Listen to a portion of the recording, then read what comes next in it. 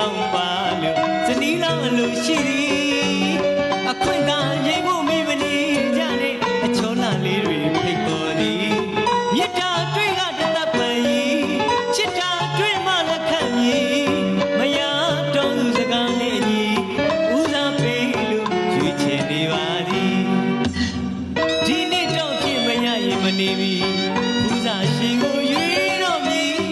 လူမျိုးချောချောတဲ့ကောင်းပါလို့ဇနီးလောင်းအလိုရှိသည်အခွင့်သာရင်ဖို့မိမနေကြတဲ့အချောလာလေးတွေဖိတ်ခေါ်သည်မြစ်တာတွေကတသက်ပန်ကြီးချစ်တာတွေမှလက်ခံကြီးမရတော့သူစကားနဲ့အညီဦးစားပေးလို့ရွေးချယ်နေပါသည်